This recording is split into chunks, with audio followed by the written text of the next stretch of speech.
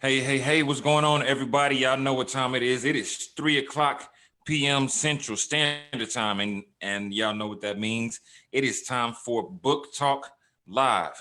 Once again, we have another very special guest today. This young lady is beyond amazing. She has launched a successful music career. She has been through the foster care system. She has overcome physical, sexual abuse, mental abuse, and she is still standing. And as of yesterday, she is an Amazon #1 best-selling author. So please join me in welcoming Miss Heather Renee. Well, hello everyone. How's it going? Good. How you feeling today? I'm feeling good, excited. I'm feeling different feelings right now. You say you feeling different feelings. Talk to me. What's going on? I knew I would be bestseller, but I didn't think it was going to happen like in a few hours. Oh yeah. So, It it is it's a process, and you trusted the process. So before we get into talking about the bestseller, I want you to tell the people a little bit more about you, because I don't think that the introduction that I gave you justice. So tell the people a little bit about you, share a little bit of your story, and help them understand who you are. I see you working double time over there, doing the getting people on and yes. all right, let's I'm talk to the I'm trying to multitasking. I'm trying to multitask. So, yes. So, for one, I am 30. I'm from a small town called Mahia, Texas. So the people that's from that small town, we usually say we're from Waco because that's like the next best thing. I'm a single parent. I have a 7-year-old son. I just finished college, so I'm dealing with going on clinicals, working my regular job, and now trying to venture off as an author. There you go. So the goal of my book is I'm targeting people that grew up in foster homes, broken homes, but I think my main focus is just in general of it doesn't have to be something from family that has you broken. It could be like a toxic relationship. It could be betrayal of a friendship. It could be anything. So it's just I like helping people. There you go. All right. And that is huge. I know there's a lot of people out there in the foster care system. There's a lot of people who have been through those broken relationships, those damaged relationships, friendships, etc. So, but what the people want to know is, tell us a little bit more about your story. What got you into writing? So what got me into writing was basically I was doing an interview about music. I met a guy that you actually signed up to your program. And it was just casual conversation about, I wouldn't mind writing a book. I've thought about writing a book, but I didn't know how to get started. So he was like, well, I got the guy for you. Gave me your information. And then it just kind of went from there. So I didn't know how to start off with what I was going to talk about, until I entered the program. And we got how many chapters we were going to do, the titles, the summaries of each chapter.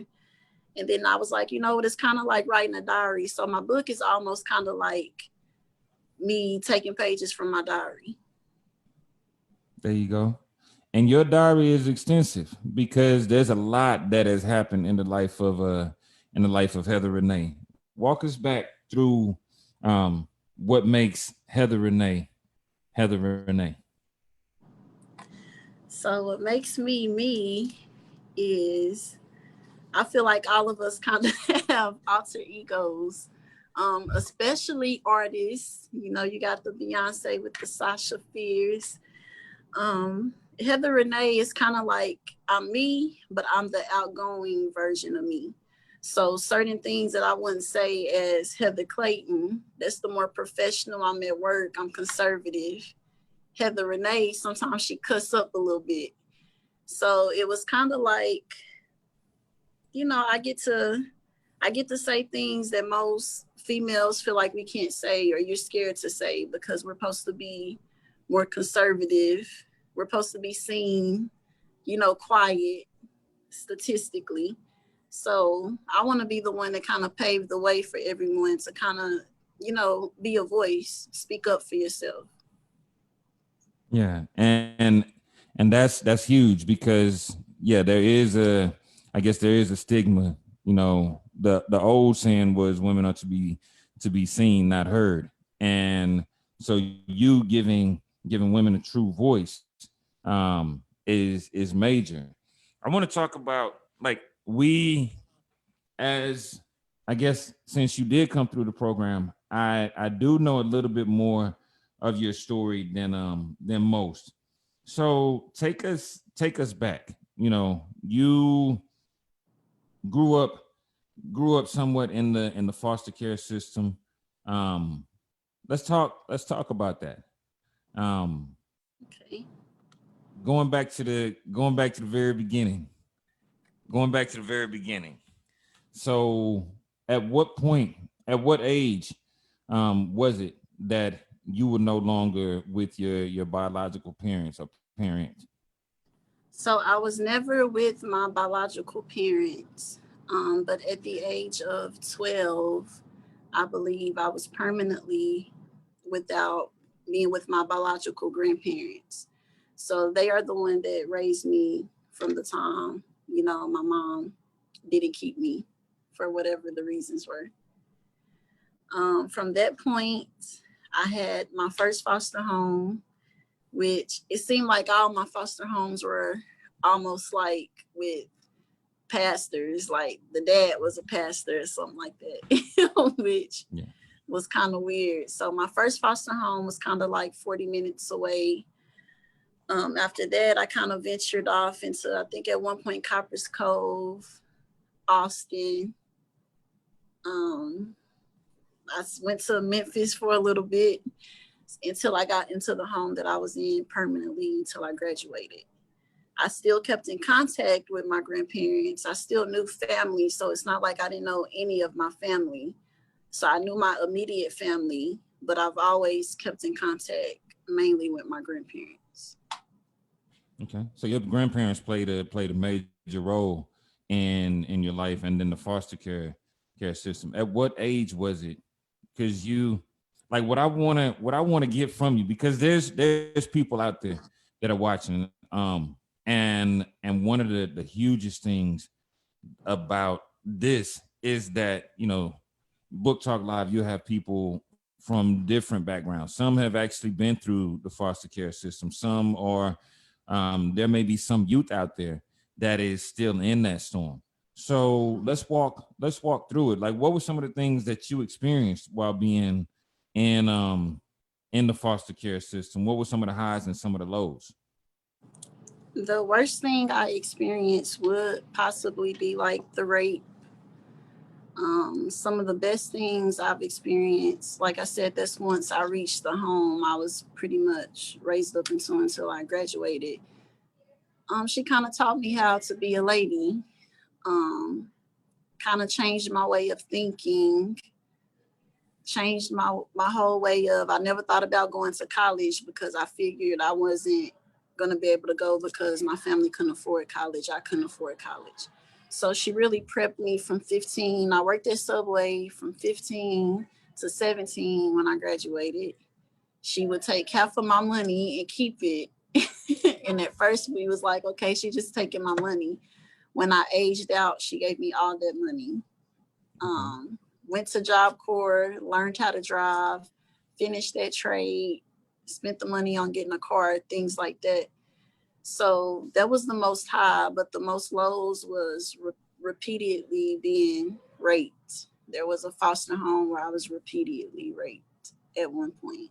So I would just, my running away habits popped up again. That was just something that I did at that time. Yeah. So running away was your way of escaping that situation, right? So what would you say to maybe there's a youth out there, or even a woman who's still in a similar situation where they feel helpless and feel like running away is the only answer? Well, one thing I would say is don't run away, because running away, you're still going to run into people like the ones you're running from, because where are you going to stay if you're a child? You're not going to be able to stay with another child because they have adult parents. So some of these guys, there's one guy that I speak on in my book. I named him Screw. But I remember him telling me at one point, he would drive around bus stops, drive around late at night, because the only type of people that's walking around at that time are prostitutes or runaways. So if you're running from something, people like that are going to be able to figure out, okay, she shouldn't even be on the street. She look young. So all I got to do is find out what she like, take her to eat, make her feel like I'm going to protect her. And before you know it, you're doing whatever it is that they're trying to sell you to do. So I would say use your voice. Don't be scared. Don't be scared of the outcome. If you're being raped or what someone might say, use your voice and speak out. Running away kind of makes it worse. Yeah. And I think there was actually a point that you did speak up and speak out about certain situation. How did that go? So let's walk through it. Okay. So so for one, when you're young, people don't understand the difference of aggravated rape, statutory rape. So statutory rape just means the guy wasn't of age, you consented, but you're not the age to consent. Now it could be tricky if you're dealing with someone that's 12 or 13 and then the guy is 19 or 20, because most people will say they know better. But if the guy is popular, then of course some people is going to be like, well, you knew, she knew what she was doing. And as I got older, I became more aggressive in the way that I would respond to certain things, because there was one particular girl that even a couple years ago, they still have they feelings about it. Once you have your kid and you have a little girl, is it okay for her to be 13 having sex with a 19-year-old? You got to think about it like that. The same guy that I speak on in the book, I remember him reaching out to me like 5 years ago. He found God and all that good stuff. He messaged me and was like, you know what, I'm sorry. Males mature slower than females do, but he had daughters. So, I guess he felt some type of conviction. But he told me that, and most people were like, why you? Because I'm like, no, you didn't rape me. There was times like where you just back and forth, like, well, no, he really didn't rape me, or maybe it was this. I mean, it is what it is. You have to look in it in the eyes of, would you want that to happen to your daughter or your son? So the law is the law, and no one is above the law. His sister told me that. So his family, I'm friends with some of his family. He's no longer living. They support me even within this book when I wanted to write this book. So it feels good to hear that from them. But there's going to always be a few people that's going to be like, well, she know better. But at 13, do you really know what you know at 18 or 20 or 25 or 30? You don't have the same mind frame. Yeah. So that's how I go about it now. Yeah. And that's important. That's an important point that you touch on, because you said that years later the same person came back and apologized because they saw it differently.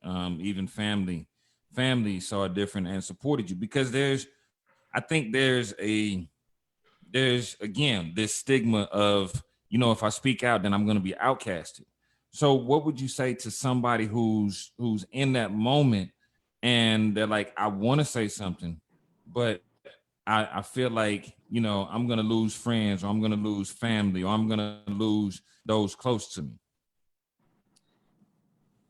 this might come out bad. I would tell them you might not be friends with these people anyway in a few years, because people change. People change like the season. So if someone can't respect your truth, then really they're saying they don't respect you. You need friends that's going to support what you're doing, whether it's right or whether it's wrong, and people that's going to stand by you when the world is against you. That's the only way that you can properly heal. You can't heal when you're around people that's telling you not to do something that's going to help your growth. You're stopping your growth at that point when you're not addressing it. Exactly. And that's a powerful point that most people they run from, right? Because they're so used to, or not used to, but it's in today's society, it's like, I want to be popular. I want to be popular. And sometimes being popular is not being right. So thank you for giving them that permission to be themselves and to walk in that. Let's talk. Let's go a little bit further. So years after you finished or you aged out of the foster care system, what is life like for Heather Renee now? What are some things that you're doing? What are some things that you're working on? So right now, I take my state test October 30th, to graduate from the MA program. So I'll be testing in phlebotomy, EKG, and MA. I'm not for sure if I want to finish up for RN, only because I like kind of being in business for myself, and I like helping people. I do like the medical field, but I found my calling, my passion. I've noticed when I'm putting in work to something I want to do, hours could pass me by and I'm not tired. But whenever I'm getting ready for work, I'm kind of like, I got a headache, or I don't want to be here. And I feel like it's not my calling. It's just something to do to pay the bills that I like and to invest in what I'm trying to do. I am working on music still, but I took a little break to take care of my baby, which is my book. I do plan to try to get on like talk shows, different women programs. Basically, I'm just gonna be in the streets trying to push my book and try to get work. You will be on several talk shows. You'll be on several. I can see you actually being at women's conferences, women's events, and we talked about this yesterday as far as what your future looks like. So right now, you said you put the music career on hold. Tell us a little bit about the music of Heather Renee. So the music of Heather Renee is very bipolar. So what I mean by that, I have love songs, I have club songs, I have the breakup songs, and then I have the real depressed songs. It just depends on the moments that I was in. So I'm actually working on an album called Shattered. So it can kind of coincide with my book, Broken Not Damaged. And you'll just have to wait for it on the date that I drop it. Okay. So hashtag wait for it, which is your patented hashtag, and and I love the fact that you have the album that coincides with the book. So Shattered, you also do something weekly, don't you? So yes, I have the Spit Some Saturdays, 8 p.m. live, Central Texas time. But I'm gonna pick back up on it next Saturday. But I did take a break this past month just to take care of all the ends that I needed to complete the book. So it'll be back up and rolling coming this Saturday. Okay, so this Saturday, y'all make sure y'all tune in for Spit Some Saturdays, and I'll warn y'all, she does spit fire, and at the same time, beware. Depending on the week, it may be a little bit it's gonna be a little bit more than what y'all were expecting. So Um, I'm a fan of your music, so definitely keep doing what you're doing. When it comes down to writing a book, because you say the last month was the toughest for you. You actually finished the book probably about 2-3 months ago, didn't you? Yeah, so I actually finished the book up. I finished the book seriously in December. Mm-hmm. So with life changing things that was happening, I reached another dark moment in my life at that time that I had to take care of. It basically took me the last month to write the last chapter. It never took me that long to write. I was finishing a chapter, like my first three chapters, I was finishing them within like 2 days when I started Yeah. sending it in. But life happens. But it's important to still take care of your business as life is happening. You got to be careful on not to get too deep in a dark place that it makes it harder for you later. And what I mean by that is I could have been selling copies, I could have been establishing my name before COVID even hit. So now that I've released my book, it's kind of like, okay, so how can we do this? I'm more of an in-person type of person, and a lot of things have to be done virtually, which is, I'm new to that as well. So sometimes you got to be careful and still pick yourself up even when you're spiritually tired, you're mentally tired, you're physically tired, because that's really when God actually come through with the breakthroughs in them times. Okay. I think like you being nice and like just touching on those deep moments. What were some things that got you through? Because was it your music? Was it your writing? Um, for those people who may still be in their dark places, what would you tell them in those moments? I would tell them, don't listen to anything depressing. Don't be around anybody that's going to remind you of whatever it is that got you in a dark place.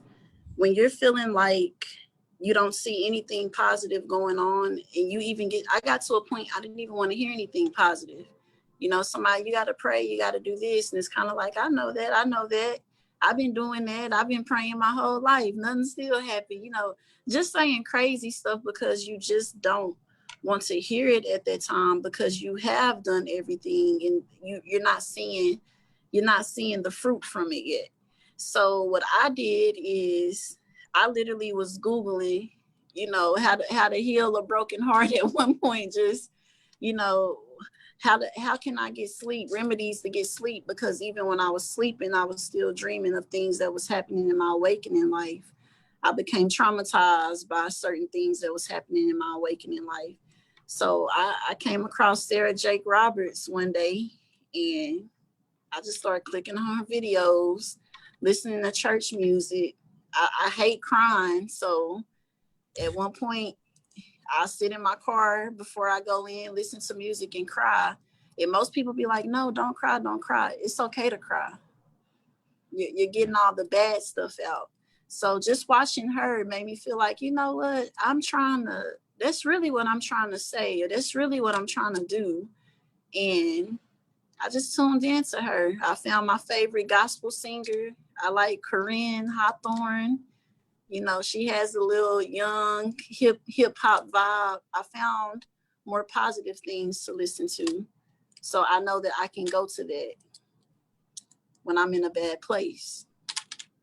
There you go. And a lot of people don't realize that you have to get yourself, sometimes you have to pick yourself up out of those dark places. So thank you for sharing that.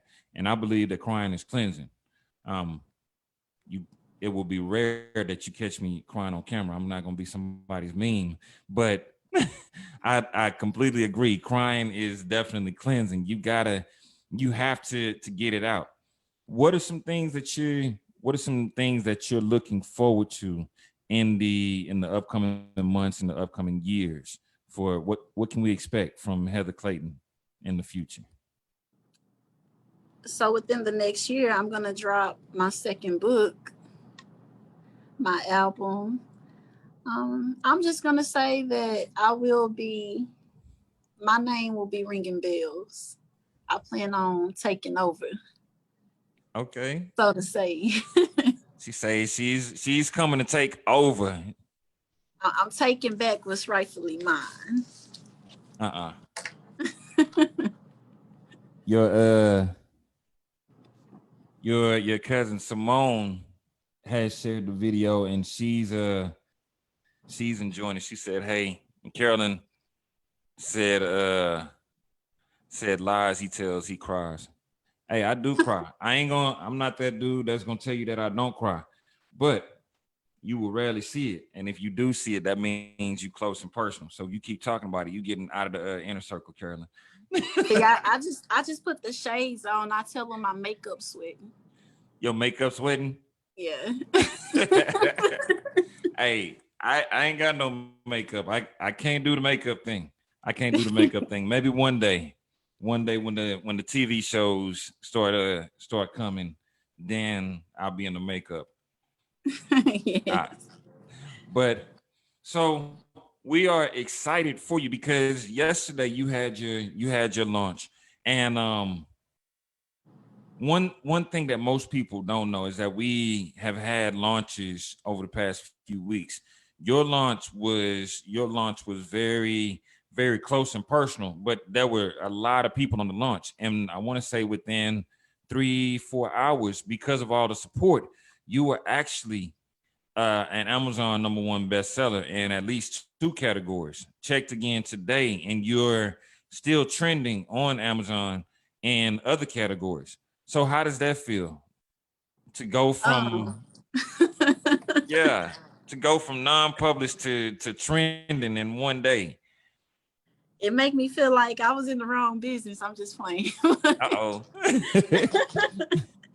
No, it makes me feel good. I just can't believe it. Like maybe I didn't believe in myself, but it feels real good. I'm trying to figure out how to stay #1. I thought once I did my book, it was gonna be stress free. I could take a break, but now for some reason I'm trying to figure out how can I What stay that next #1. step is, yeah. Yeah. So I feel good. I'm happy. I'm happy. Okay. Yeah, well, we have a few things coming up that will. I see that you have a very competitive nature. I do. Is that a good assessment?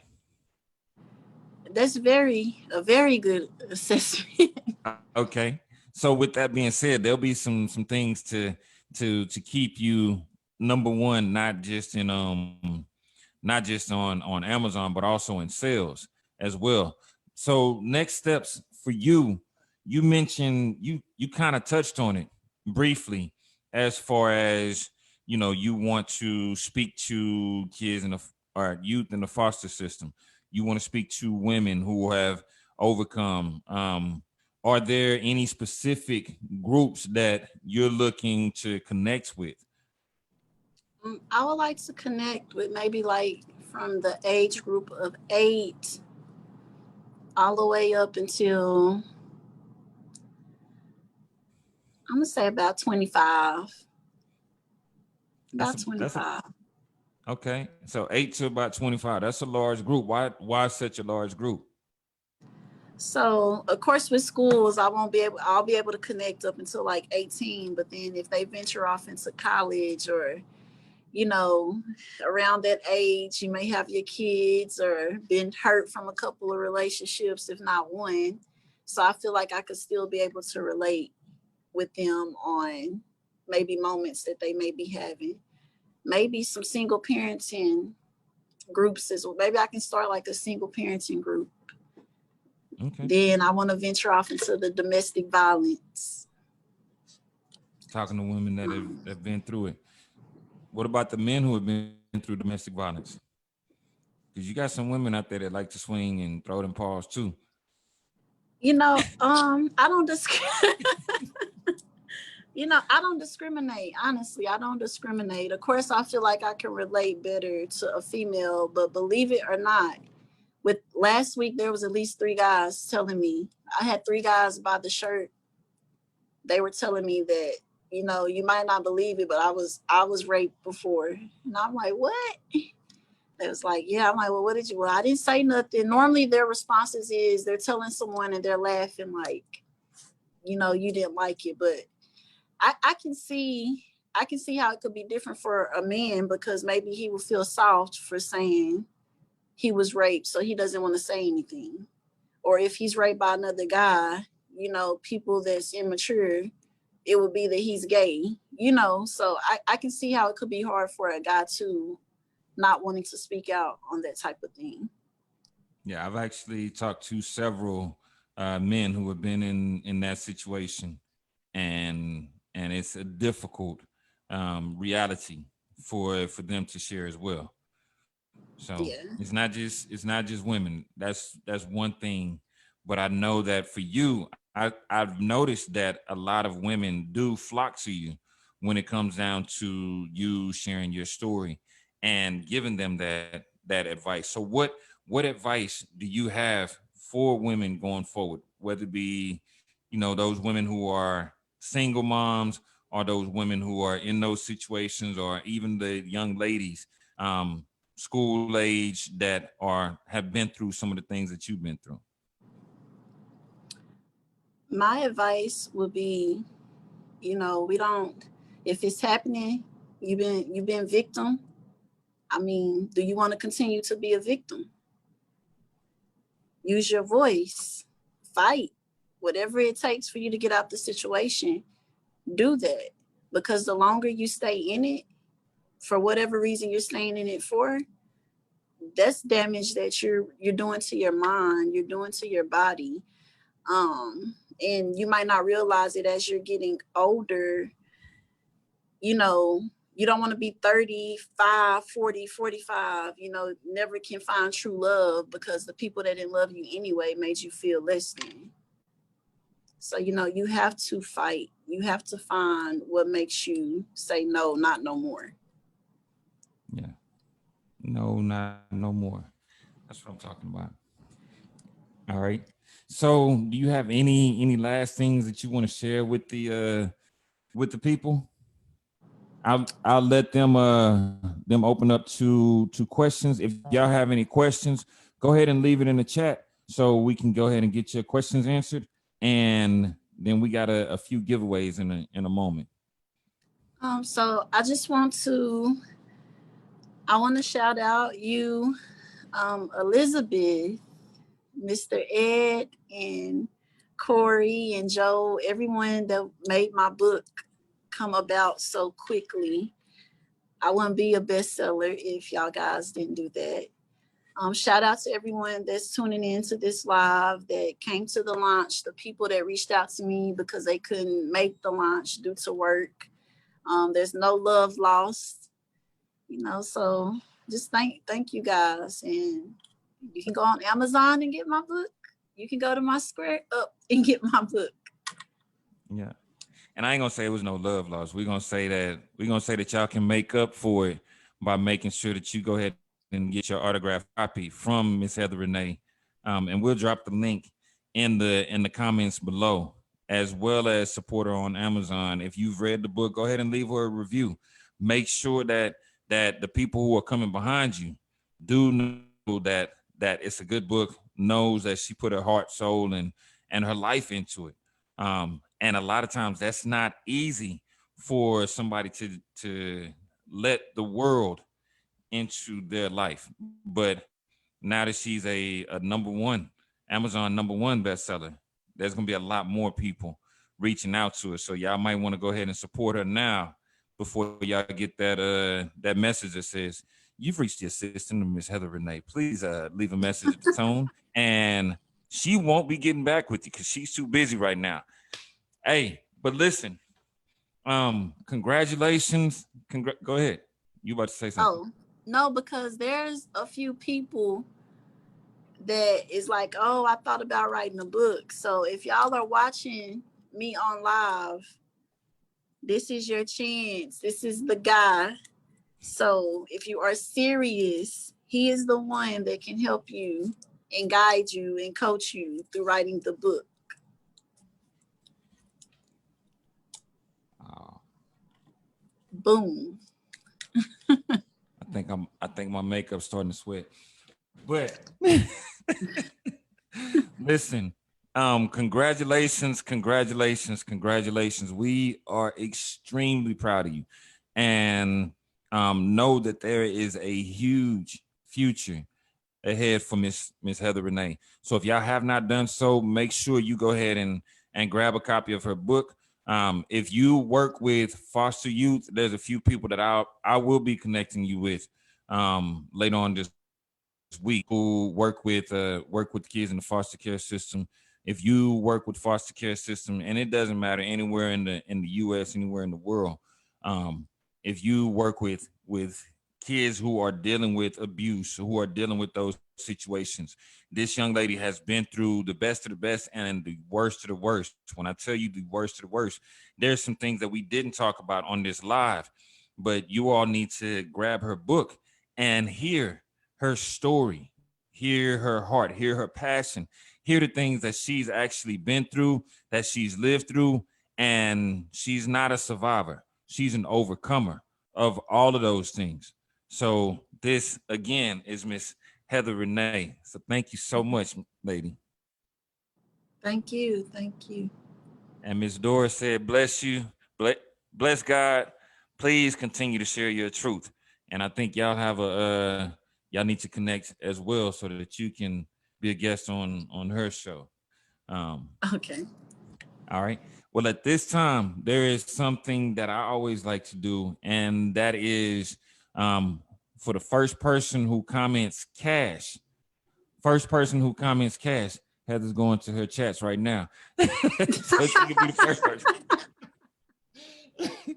Nah, the first person who comments cash, there is a $25 cash app giveaway that we do every week. So for the first person who comments cash, and then we'll go ahead and close this out. Once again, y'all, this is a young lady. She has been through, okay, Missy Smith.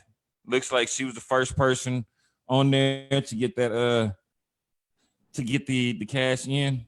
But this again is Miss Heather Renee. She is an Amazon #1 bestseller. 2 days ago, she wasn't even a published author. She is an established musician. She has been in XXL magazine, and she is getting ready to get back out there. So if you haven't heard her, if you haven't tuned in, make sure you check her out every Saturday for Spit Some Saturdays. And if you are connected to schools, foster care systems, juvenile centers, and you have those young ladies that need to hear that they are more than amazing and that they can do more than their current situations, their current surroundings, this is the lady that you need to connect them to. Once again, this is another episode of Book Talk Live. We love you guys, and we'll see you next week.